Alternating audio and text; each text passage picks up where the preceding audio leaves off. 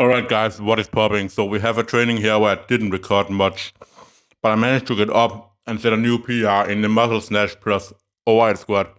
I mean, at this point, we can probably refer to it as the weekly muscle snatch and overhead squat PR because it seems like I'm just increasing it by 5 kilos every single week, no matter what.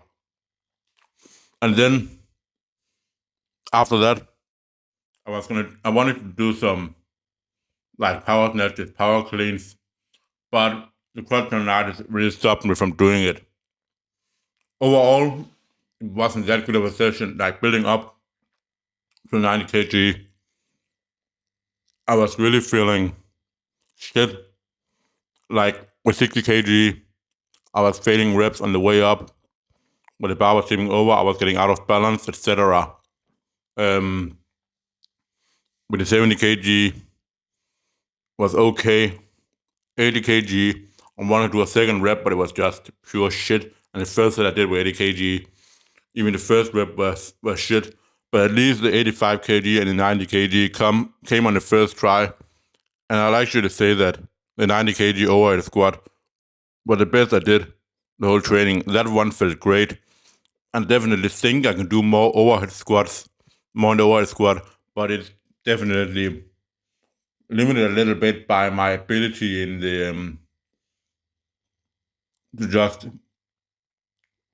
get the weight overhead in the muscle snatch. Otherwise, I may have to do the snatch balances I'm doing here, like where you go down, utilize your legs to get the bar up, and drop down under it if I want to do more. But again, I felt like I'm just so bad at snatching that it feels uncomfortable to me to really ascend and go aggressively down into the hole with more than 60 kg. I tried throwing 70 kg on in this and didn't feel that great for me.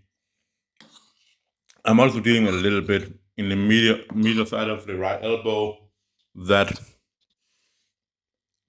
it's just every time I begin warming up and doing dislocations, I can feel it a little bit. It never gets worse from week to week. It just stays the same. And I'm like, do I take out these? Maybe do some handstands instead.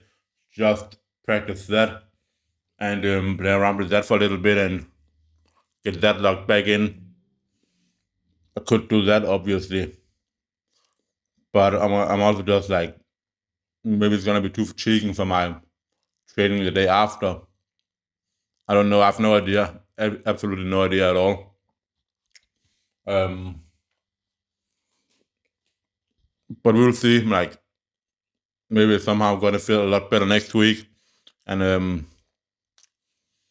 I know that I'm gonna be implementing more things for the quadriceps and obviously in terms of in terms of rehabbing that, I'm gonna be doing more isometrics on leg extensions, Spanish squat, etc. I have a bit of a plan now on how I'm gonna be doing it. I'm not gonna be doing the aggressive jump where I get a hard landing. I'm gonna be doing them on plyo boxes where I'm basically getting up to my highest point and then landing instead of getting up to my highest point and then dropping like 60 centimeters, 75 centimeters down on the floor, which is what I feel like really puts a lot of stress on my knees more than squats do because there's not as big of a buildup of stress in the eccentric component as there is doing a jump where you end up landing down with a high speed, even though it's just your own body weight.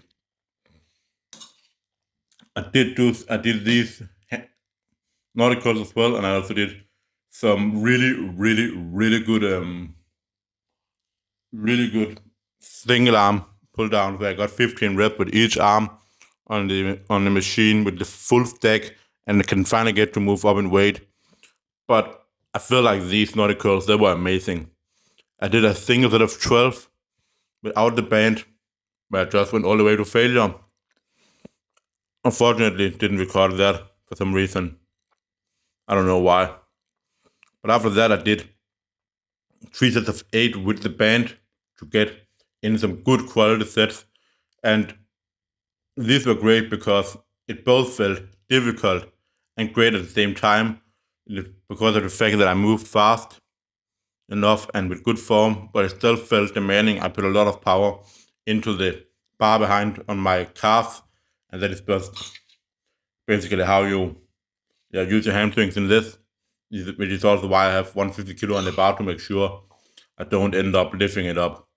But yeah, guys, that is gonna be all for the video, and I'll see you all for the next one.